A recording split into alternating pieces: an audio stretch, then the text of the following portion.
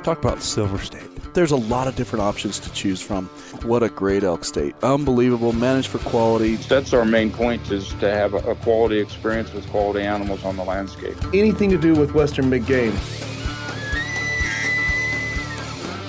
Welcome to the Epic Outdoors podcast, powered by Under Armour. Let's talk about Nevada. So let's today. talk about Nevada. Nevada, it's coming up, man. You're going to be applying deadline by May 10. So it's very popular state. I mean, probably one of the more popular ones we do. Nothing's like Colorado, but we're done talking about that. So, yeah. But Nevada's Chris, big list of species. Who brought up Colorado again? Adam did. Yeah, I'm just trying to use it as a comparison of another popular. I thought he was tired of it. There's a lot of good going on in Nevada. The good thing about bringing it up now is nobody can bring it up back. That's a good point. So. Hey, speaking of Colorado, draw results are coming out tomorrow. Yeah, by the time you listen to this, sheep and goat results should be out if they're on schedule, even though they extended the deadline for 3 days. Oh, hopefully we get drawn. Well, anyway, there's a lot going on in Nevada. It's very minimal to apply.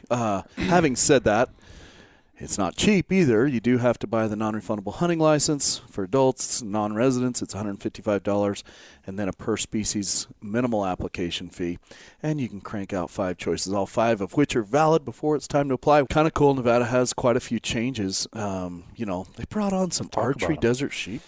Yeah, options. For residents, when we heard about that, we perked up a little bit just because Nevada gives a lot of desert sheep tags, and they're looking for ways, it seems like, to split seasons in certain units. More skews, to Bronson. To more get skews. more hunts, more people in the field without – because they're bursting at the seams in many places with sheep.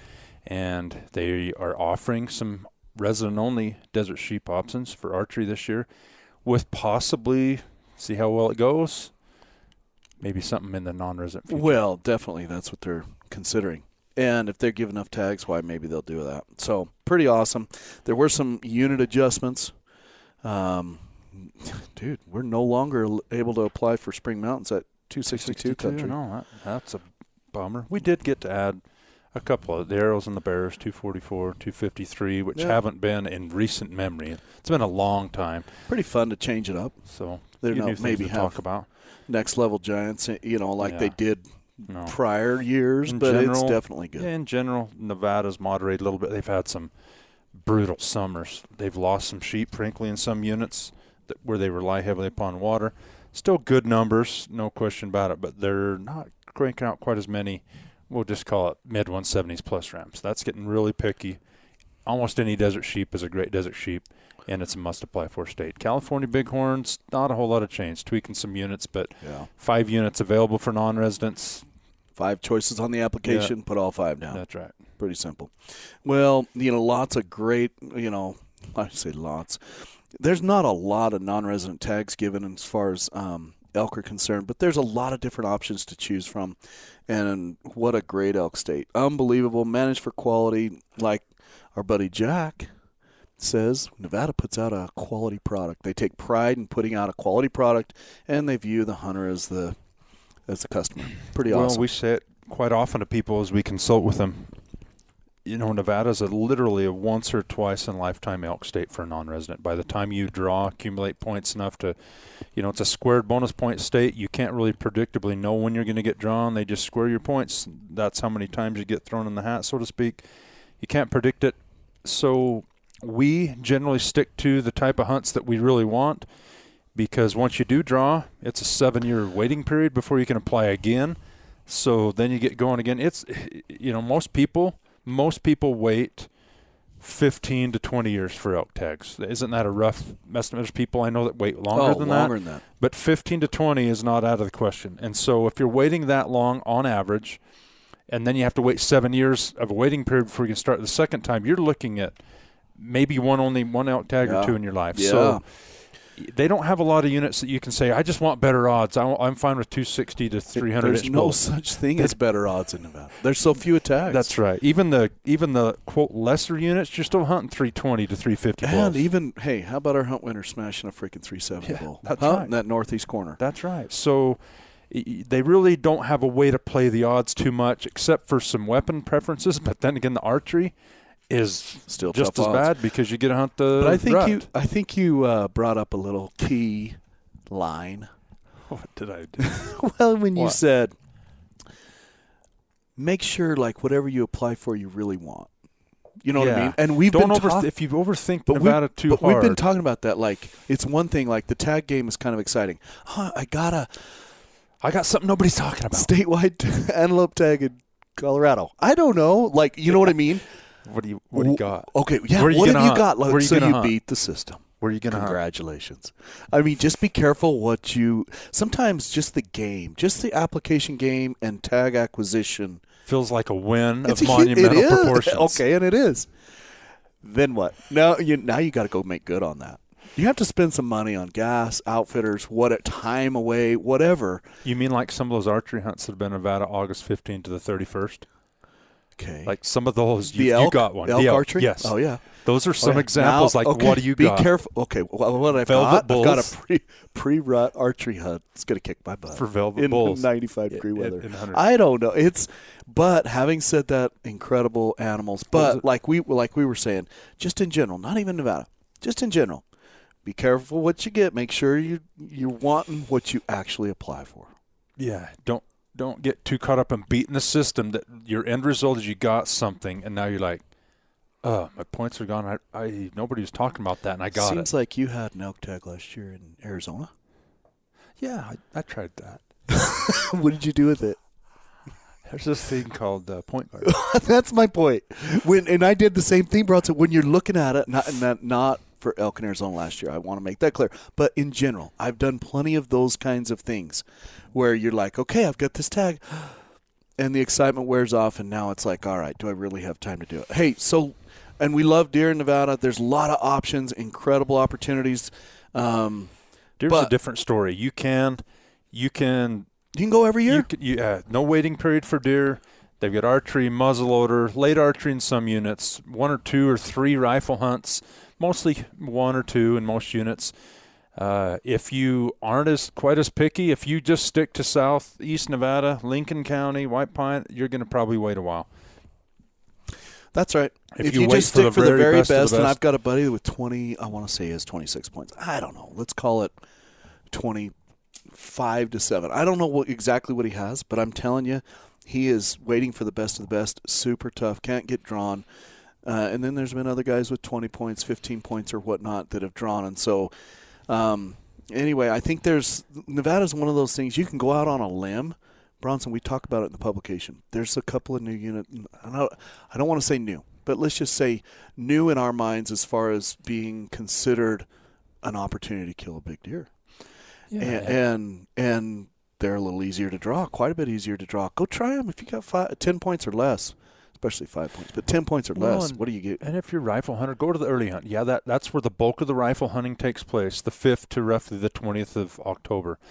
But that's how you get drawn. It's kind of like a Colorado second season. You get drawn there faster than waiting for the late hunt for a 4th season in the same unit. That's probably not worth your time if you're in low point range chasing. So we all view Nevada. We love applying in Nevada. Another great feature. You can apply and you can go online in your account. Plug and play. Yeah, right up until May 10th. No extra love fees. No nothing. Every state should do that. I love it. If you're not, if you can apply on May 10th and be in the draw, why can't you change all of them up until May 10th for no fee I in agree. your account online? I agree. Makes no sense. It's so awesome. And sometimes I'll go in and change my bi-weekly. Well, you I sleep just like- right. You yeah. get off. You fall off the wagon. Yeah. You feel differently. Fall off You're going the to apply wagon. differently, right? Yes. Some days I'm like, August 10, I'm going to be in Nevada archery deer hunting. Come heck or high water. I come in and get aggressive with my choices, and then the next day I have a reality check and realize maybe be careful of what I'm applying for because I'm really might get it. You remember, be careful with what you want, and all of a sudden Nevada starts in mid-March, but it goes till May 10th, so you've got almost a 2-month application period. There's a lot that can happen with other states, results. We're talking about Colorado, Rain. New Mexico, rain, which, right now in a lot of places in southern Nevada, it's been pretty dry. It's been fairly and dry. It's in a key period right now. That's exactly what happened last year right now, and it didn't rain anymore, and we saw it happen. You could wait, but at least get applied. Then if for some reason, I always think about this. I'm going to apply now because what if something happens to me and I'm on my deathbed? I want to make sure I'm at least applied. Yeah, Because what if I can't get back to the computer till May 10 Do or it. 11, right? So anyway, Get just in. get in there, and then, hey, if it gets dry in whatever unit you're choosing, or something changes or whatever, then you can change it up, do points only, do some only the best of the best, Yep. whatever. That's right. And everybody should be applying for points. Very minimum apply for points. They also got, their deer, their elk, their sheep, their antelope are good. There's nothing of average or poor quality my son in Nevada. drew an antelope, a regular non-resident tag over there, smashed a freaking good buck. Great Let's. place for antelope. What if we just give our buddy Jack Robb, deputy director in Nevada, a holler, see what he's doing today, what he's been up See against. what battles they're fighting, and wars they're He's been in. fighting the black bear battle, the predator contest battle. I mean, there's been not a lot that he doesn't see or come across his desk. I'm sure he'll have nothing but time on his hands to come onto the podcast and visit with us. Let's see if he answers. 50-50 chance you get the text that says I'm in a meeting.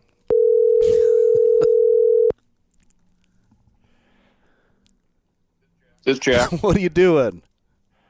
Oh, just having a great day here in Nevada. Great day. Let's see. I can't tell if you're being honest. It is a Or Monday, if you're so we lying. don't know, if you're just wondering if you're fighting the predator contest fight or what you're doing.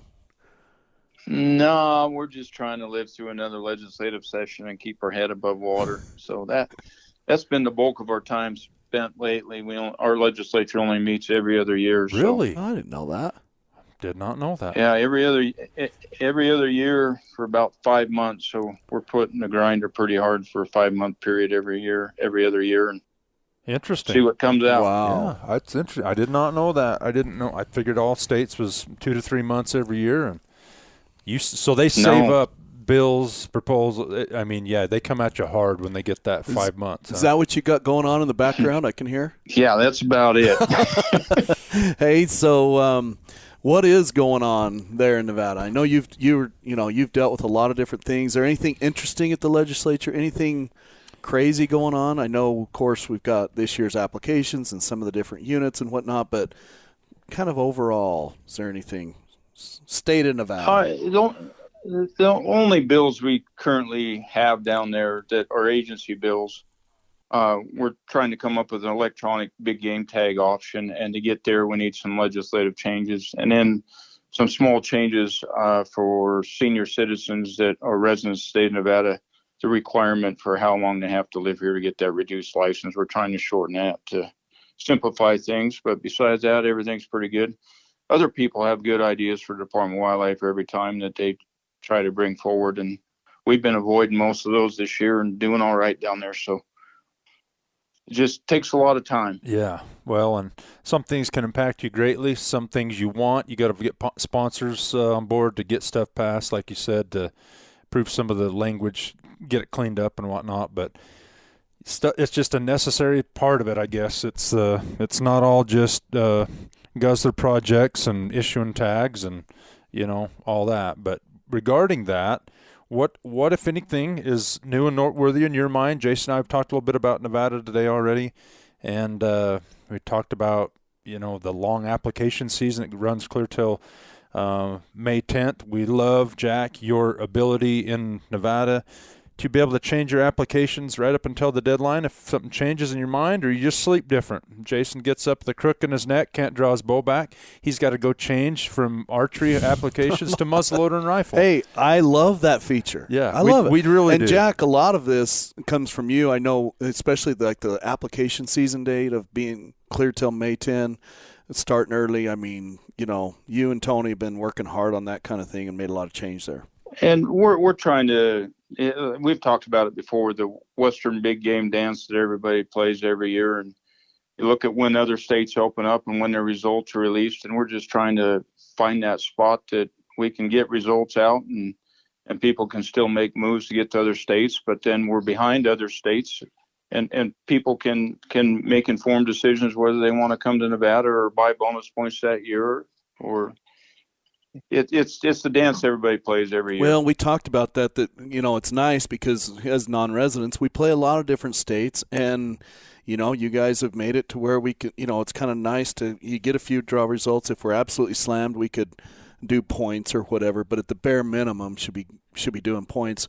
What I like is your guys' kind of your overall theme is that you want to produce a quality product, and your product is your big game animals and maybe small game too. But that's kind of the product, and you guys are doing a great job at managing wildlife and whatnot, and actually care about it. I would say every state does, but it feels there's a little different feel in Nevada. We manage a little bit different than most, and if you look at our big game, specifically mule deer, we manage for $30 per 100 does. That's what we manage for. But then we take those recommendations to the Wildlife Commission, and they have final say on our quotas. And even though our $30 per 100 does is very conservative, when you look at other states, our commission has historically been even more conservative than that. And we have some units that are postseason buck ratios are 35 to $40 per 100 does. And a lot of other states are running 10 to 15%. When you our elk, we're looking for a third of our bulls being with that 15-inch main beam when people turn it in. That means an 8-year-old bull and older. And with those two things in mind, in this prolonged drought we have going on, our department's looking at backing off on some of the recommendations on both elk and deer. We haven't seen the recruitment the past couple of years, and people go, then we want to avoid Nevada. And I'd say the years that we back off are the years you really want to come, because those are the years you're even out there with fewer people as competition, and you get an even better Nevada open area experience without too many hunters. Well, I think it's tough. You're also you gotta balance the budget, and you got a fine line there. You guys, I mean, you're an arid state. Just by nature, you don't have it's not like a mule deer factory per se. Although I love your state, and we've harvested a lot of your bucks. We appreciate that, Jack. But having said that, just for what you guys have, just do a phenomenal job, and then balancing the budget, selling tags. You want to sell tags, and so I think there's a fine balance of saying, hey, we are in a drought, but we also need to hire people. We have to pay wages. I mean, there's a lot that goes into, wildlife management.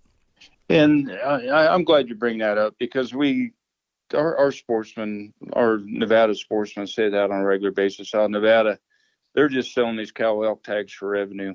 When we did our license simplification, Tony and I, our director, sat down and looked at our fees, and we could have raised a little bit of money on each tag, and we didn't. But when you look at our overall budget between PR, DJ, license sales, what our NGO community brings to us to help us do projects on the ground, it's vital for wildlife. Our tag sales, we will never look at tags as dollars. Tags we see as opportunity. We will find our dollars in other ways. We will not say, God, we need a couple more cow elk tags because we need the money. That's never been a conversation at this agency. It won't be. We'll find our money other ways. We truly will. So that's our main point, is to have a quality experience with quality animals on the landscape. Yeah, we've talked about that before we got you on the air today, Jack. Just with when you get something in Nevada, it really feels like when you get a tag, obviously a sheep tag or goat tags for residents or whatever, but deer, elk, even antelope, you've really got something in Nevada. It's something we're sinking your teeth into. And not to say that everything's just an elite trophy unit, but in general, like we talked about, there's no easy to draw elk areas in Nevada over just 260 to 290 or 300-inch bulls. That's not really how Nevada manages their elk herds. There's 320 to 350 bulls in every unit, and better than that in some as well. So when you get something, you really got it. And so a lot of choices, the 5 choices. We got a long application period. One other thing that I don't know if you are willing to go on record yet, but you've been having kind of a fun event. You've called it, I think, Midnight Madness. Are we doing that for the second year in a row, Jack? Midnight Madness? We're going, without a doubt, we're going for year 2.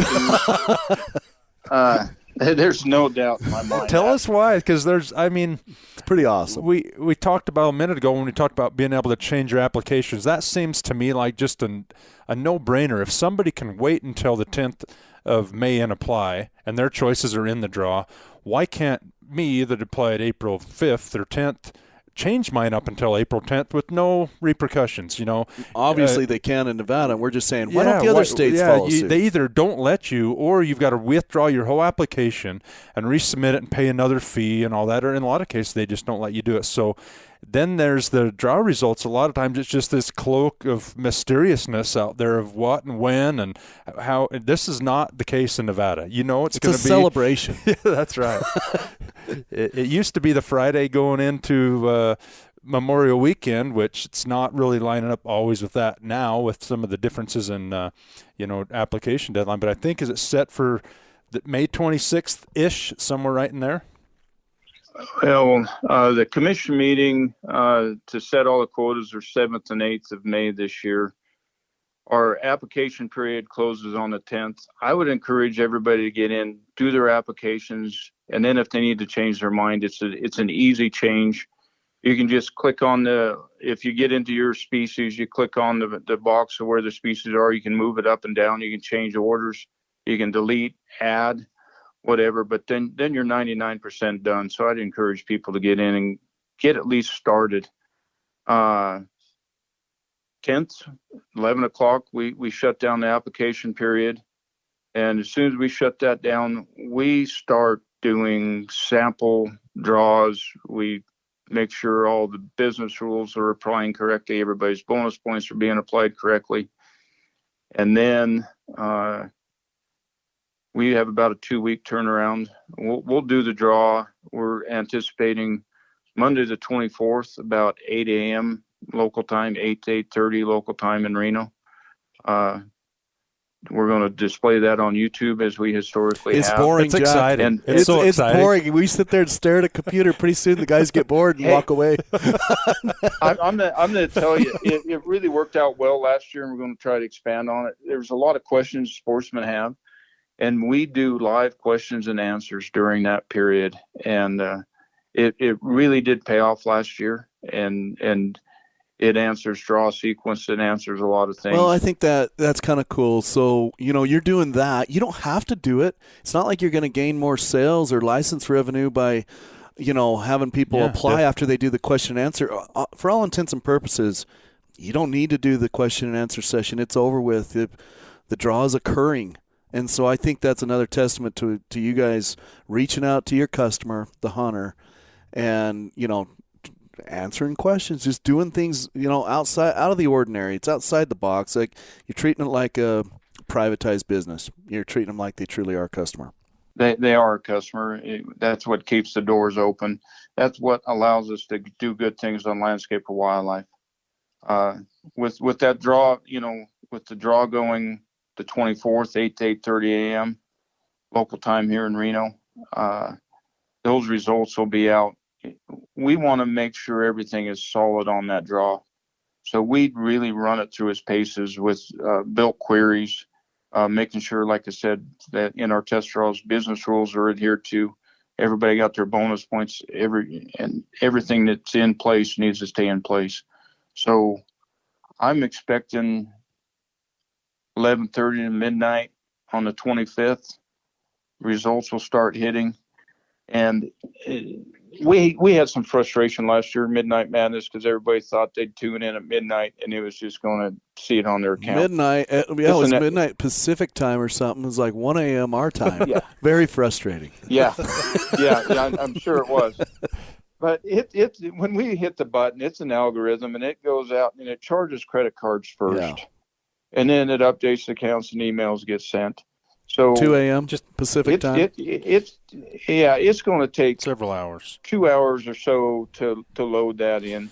But I can tell you, you're going to see it on your credit card first. Bingo. So instead of sitting there hitting refresh, watch your credit cards. I think Bronson sets alerts. Anything over $100, he sees it. It's pretty simple. It hits me a text. I'll be checking out when I go apply for Nevada. I'll check out, and before I save my receipt, I'm getting a text, man, of 100. I just got hit. So that wakes me up in the middle of the night right then. It's going to be good.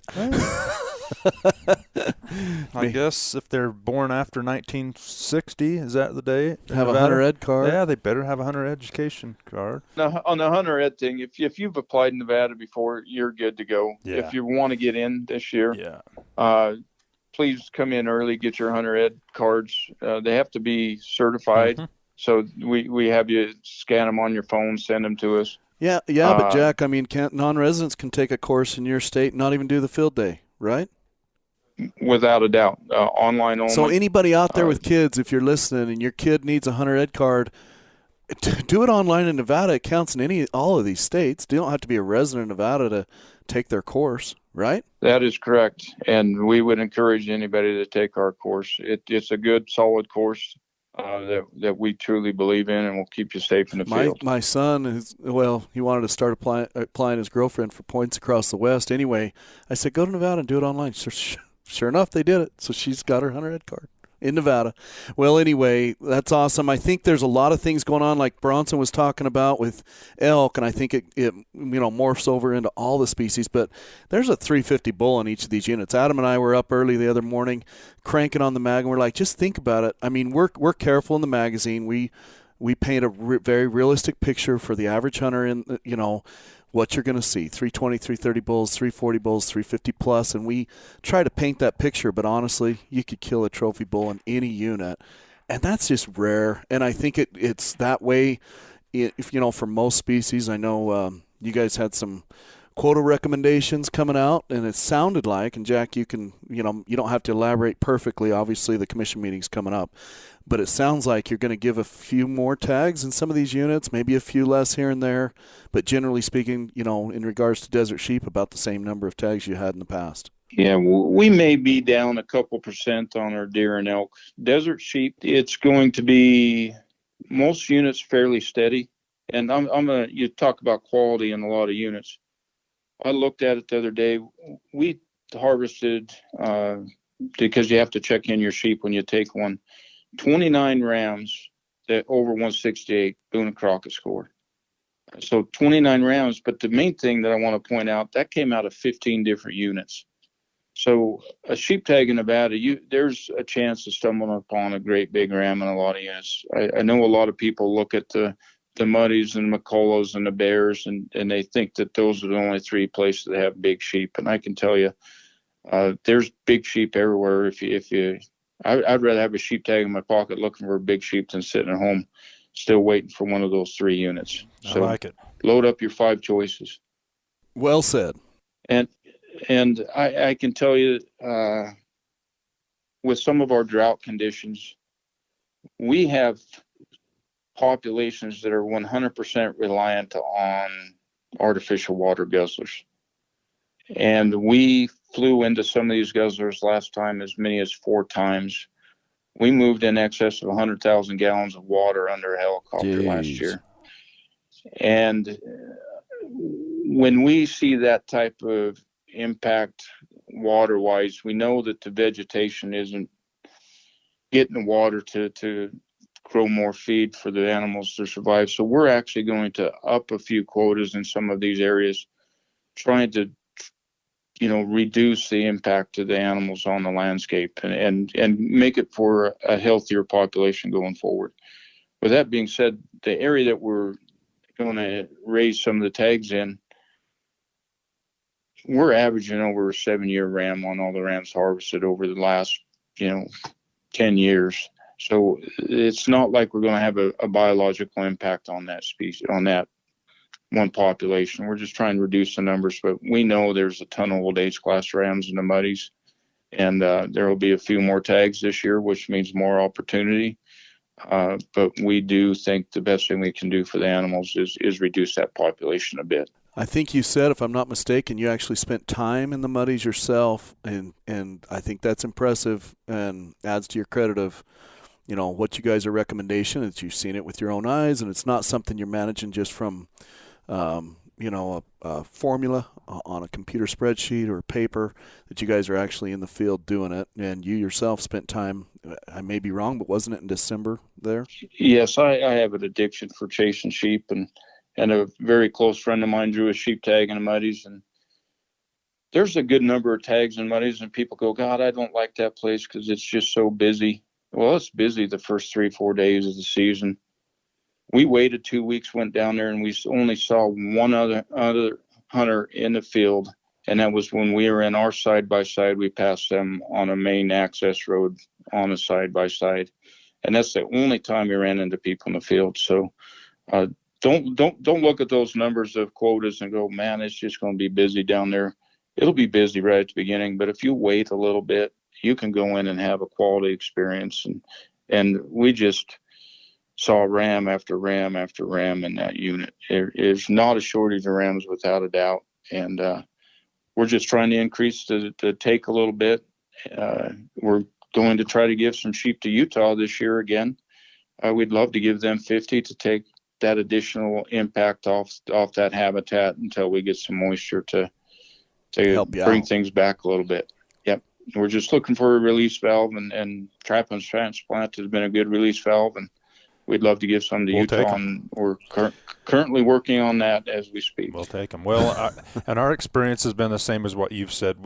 Jason and I both have spent time down in Nevada on the openers, a week into the opener, 2 weeks in the opener and beyond. And you're right. When you get a 40-day desert sheep season, everybody's there. It's around Thanksgiving or the week right before that it starts. So there's usually a bunch of help, bunch of people out. And a week or 10 days into that, it's just nobody there. You're back there to just enjoying the desert alone and with a few other hunters as any other normal unit in Nevada is. So when you draw once lifetime tag, it's hard to scroll social media and see all these big rams pop up, and you're waiting to have your turn or something. So I can understand why people go out the first weekend, but you're totally right. Not necessarily. Yeah. Not necessarily. Yeah. There's some tremendous rams taken after that first weekend every year. And just because one was taken that opening weekend doesn't mean you would have been in the right spot at the right time. And I'd rather be out there by myself, enjoying it. And there's that opportunity exists on multiple species throughout the state. Well, anything else we missed, Carter, Jack? Anything that we maybe didn't hit as a highlight for this year? I always like talking about deer. Jack, where am I going to find a 200-incher? Jason, what kind of question I don't is know. that? Hey, you never know what the answer is going to be. Hold on, let him answer. Go ahead, Jack. My answer is you found more of them in your lifetime than I have in mine. So maybe I should be asking you. Great answer, Jack. And that's why I thought it was a dumb question. Hey, Jason, if you were me and you were sitting on 6 bonus points, where would you? I'd go to your hometown, Jack. Go to Tonopah.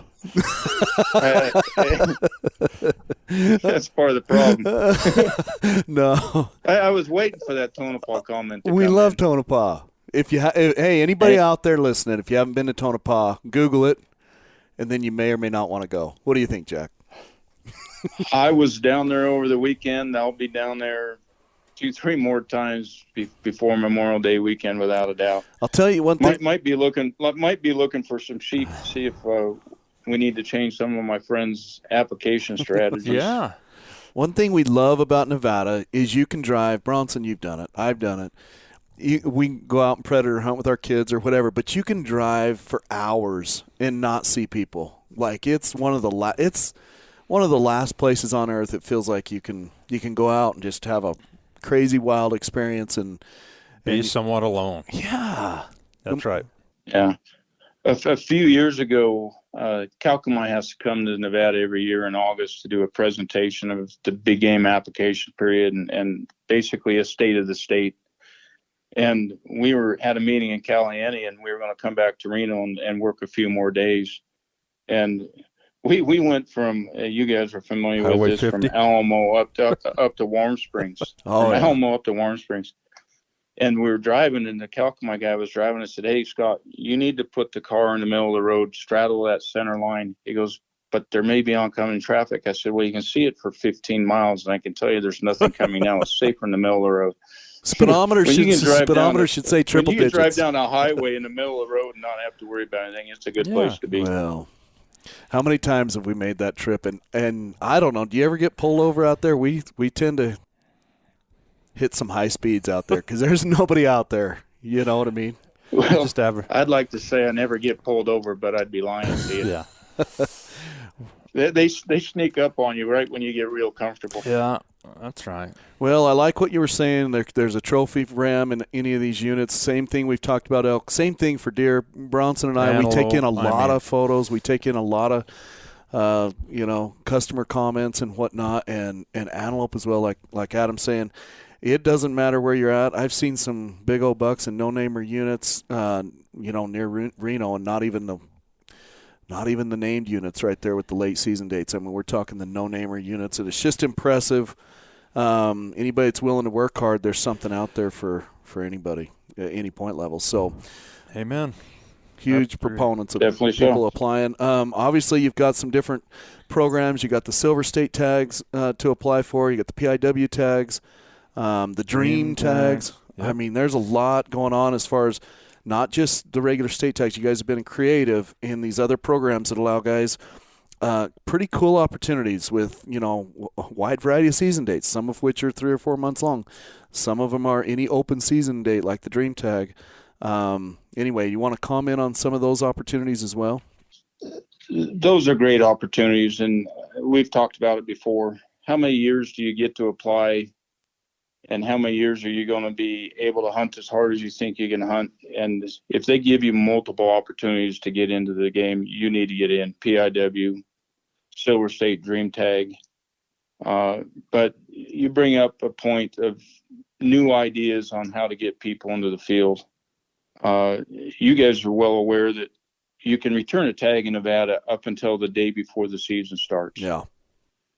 But we only reissue the tags that come in 14 days and sooner. If somebody checks to be an alternate, and I'd encourage you to check to be an alternate, because we're going to give you a 2-week at least window to be ready to go on to your hunt. Yeah. But those tags from 14 days down to the day before haven't been reissued in the past. And we have about 1,100 of those come in a year. 1,100. Wow. 2 years ago, we had 11 Desert Bighorn sheep tags come in and 1 Rocky Mountain sheep tag come in. Last year, we had nine Bighorn sheep tags come in during that 14-day window when they don't get reissued. This year, starting sometime in August, we're going to have first come, first serve. And those tags that come in that window, they don't get reissued to an alternate, are going to go onto a first come, first serve list. And with that first come, first serve, you have to be logged into your account to get it. If you see it, you put it in your cart. We're going to give you a 5-minute time to get checked out. But if it's in your cart, it's yours as long as you can check out with a valid credit card. As long as you can check out. Now, to make it fair to everybody, you have to be logged into your account, because we don't want, people to come up with a computer program that can go out there and search it and then send out notifications. So with that being said, when we receive that tag, we're going to have some process time, and then we're going to give it to Calcomai, and then Calcomai is going to put it out in a random time. It could come out at 3 a.m. It's going to be 3 a.m. madness. It's going to be randomized. I can tell you, when we give them a tag, it's going to say, okay, this tag's getting put out in an hour, and this one's getting put out in 37 hours. Wow. We're going to be issuing tags of seasons that are open. But so it's going during to be the that season, buyer's choice. during the season, archery hunt's going on. Well, you're having a tag returned. Yeah. A guy turns it in on a Thursday or Friday, and his hunt starts the Saturday or Sunday, whatever. They're not going to be able to process it and get it on there till at least Monday, Tuesday of the next week. And so there's going to be some open seasons. And just to clarify, these are hunts. Your bonus points and waiting periods, they can apply. Just normal. Yep. They're going to take them from you, right, Jack? Yep. Without a doubt, bonus points, waiting periods. If I get in there, I harvested a desert sheep a couple of years ago. If I get in there and I see there's a desert sheep, I'll be able to see it, but it'll be gray shaded. It won't let me click into it in my account. Because you'll be on a 10-year wait. Because I'm on the 10-year wait. But say I go in there and I see it on my account, I could call a friend and they could try to get it in their account. They're not going to. There won't be enough time. I don't think there's going to be. But on the randomized stuff, say I'm not in a waiting period and I want my son to have that tag, I go in there and I see it and I put it in my account. And I call my son and say, hey, you got to get ready. I'm gonna dump it out of my cart right now. Tactic. There's a tip and tactic. Is that's going to happen? That's no. Okay. No, Okay. we built into the system that when it dumps out of your cart, you hit the 5 minutes, it re-randomizes that time clock again. So don't try to play the system that way. Is what we're saying. Don't try to play. You guys the have system thought of everything. Hey, we've tried to. We really just try to have. keep it somewhat fair, I guess. I mean, it's random. You got to get rid of these tags. These are 900 to 1,100 unused tags that, in some cases, maybe not the sheep, but in others, if it's cow elk or bull elk or deer, you're not allowing that harvest that you have already allocated it. You want those. It affects managing wildlife. You end up issuing tags that never get used. Anyway, what a great opportunity. So residents and non-residents are all viewed equal on these, right? Other than the price of the tags. But as far as getting them, it's not like a resident turns in a tag. No. Only residents can apply for it. It's when a tag in this 14-day window comes up. Anybody can get whoever surrendered it. It's whoever gets it. It's not resident and non-resident specific. That is true. It's a free-for-all at that point. So it should be exciting. We're looking forward to it. I think we're going to have enough traffic to the site. Maybe we should start selling some banner ads on maybe it. we can think of somebody. Throw Epic on there. We know business that might sell be some interested. optics or something like that. So Jack, in layman's terms, we just want to spell it out. If there's 14 days or more before the season starts, you throw it out to an alternate. Anybody that clicked on the alternate, right? If there was no alternate, then fine, you'll go to first come first serve. If it's within 14 days, let's say 13 to whenever the season starts and during the season, then it's on a first come first serve basis. Everybody's eligible if you don't haven't incurred a waiting period, or you don't have a tag in the main draw already. And Correct. You can check out at a non-resident price for non-residents, resident price for residents. You're going to lose any points that you had, and you'll incur any waiting period that is applicable. Which is like sheep and elk and antelope. Right? That's it. Yeah. Not deer. Exactly right. No, that's kind of exciting. I couldn't have said it better. So about 14 days, I guess, prior to the archery deer hunt. I mean, so that's end of July. Technically, that could start because they'll start August 10th. So 14 days prior to that, you could at some point that'll all be on your website. The link will be there. You can refresh, keep refreshing. Going to be a lot of unproductive people from the end of July through, let's say, November, checking that at work. The incentive for some people to return their tags is they get all their points back plus one if you applied in a single application, right? Exactly. And so up until when the season starts. So there's people that are going to be doing this. Maybe they're going to be pre-scouting, whatever. Maybe they can't go. Maybe something comes up with their family, whatever. Something happens. They return tags, which is going to happen, guaranteed, lots of them. And who knows what's going to come down the pipe. They're special tags. Some of these guys, Jack, have 20, 25 points, let's be honest. And if they can't make the most of it, or they don't find the deer they want or antelope or whatever, they're fine to eat the tag fee and return it. They're good with it. And so you're going to see some pretty special tags come available. Definitely so. And when that opportunity comes up, people need to be prepared to go into the field. I mean, we have some very short seasons. You know those late seasons, they're 10, 11-day short seasons. Well, you guys call them short. You guys call them short, but we know states with 5-day seasons. So yeah.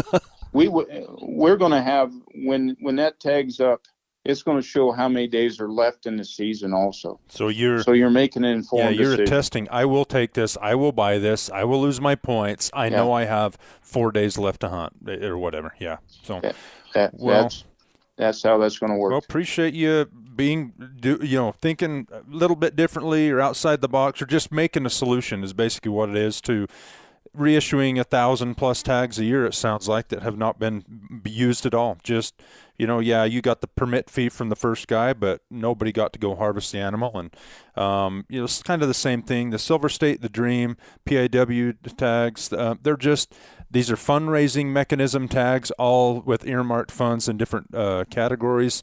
But granted, the big upside if you win, but all just unique opportunities in Nevada. So appreciate you bringing up that first come first serve thing too. There's some archery sheep, desert sheep opportunities. It's, we visited about that a little bit, and maybe if things go well, maybe non-residents will have a tag down the road.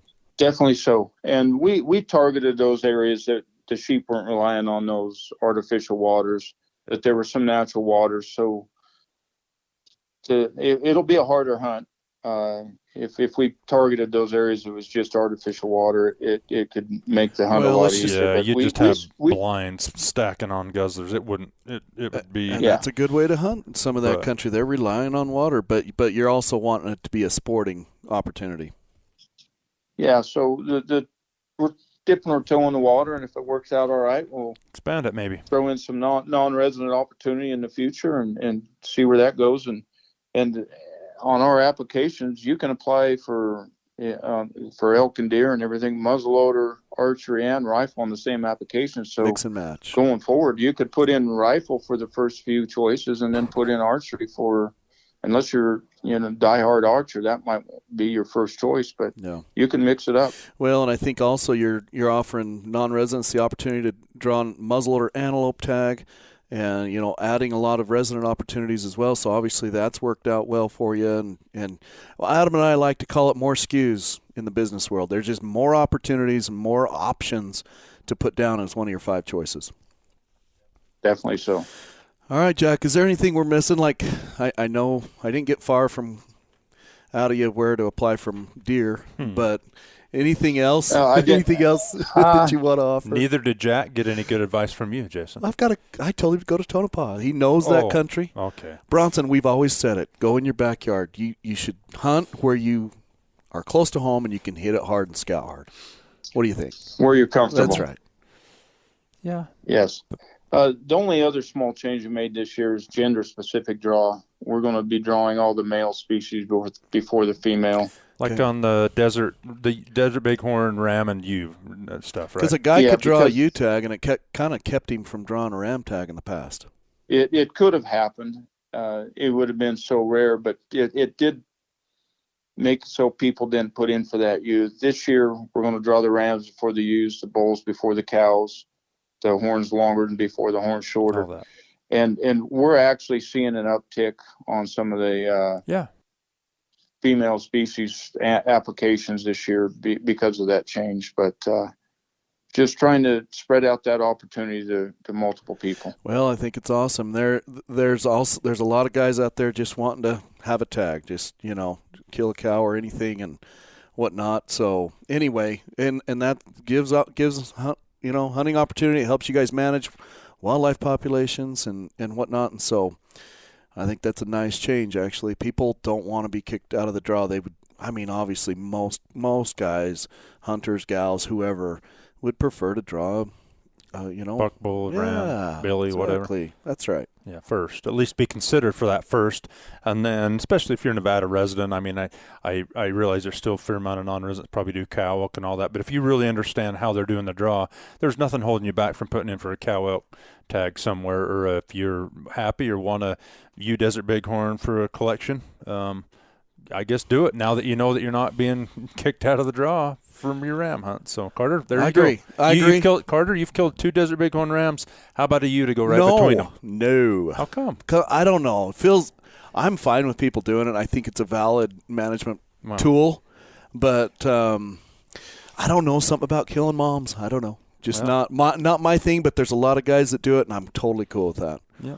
All right, Jack. And it when we do that, and I want to just 2 seconds on that. When we do that on our elk, it's because we have management objectives. We have to keep those numbers under. Oh yeah. If we do it on sheep, it's for biological reasons. Yeah. Disease, density. Adam, you understand density dependent and disease opportunities and carrying capacity. We don't do it. Like I said at the beginning of this, it's not for the money that, those 10 ewes bring us. It's not going to balance anybody. No. But it could make a difference in keeping a healthy population on the landscape. So that's the main point of it. Great. Well, we appreciate you, Jack.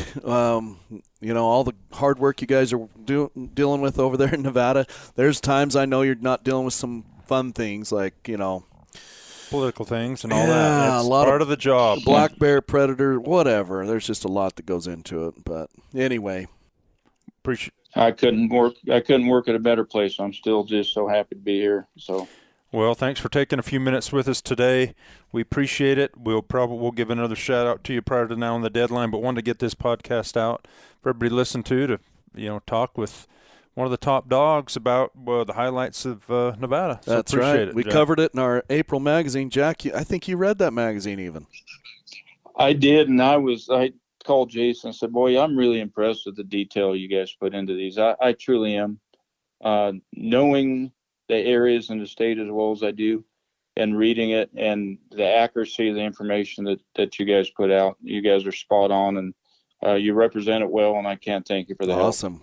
Can't thank you enough for the help. Really. You bet. Well, we appreciate you as well. If anything we can do for you, let us know. We'll keep plugging along and encouraging people to apply and helping people.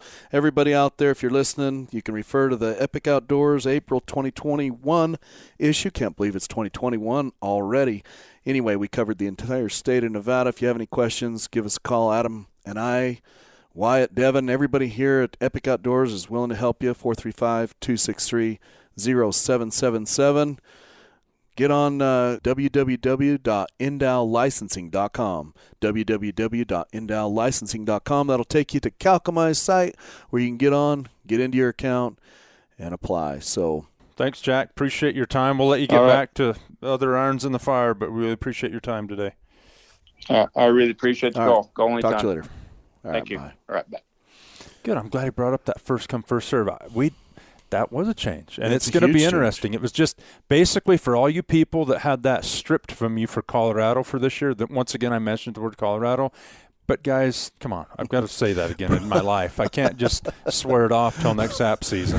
So I mean, his mind is right back in Colorado. No, I'm just saying everybody's gnashing teeth because Colorado did away with this. Nevada's bringing it back. So Colorado's now having an announcement. This is when we're putting them all online.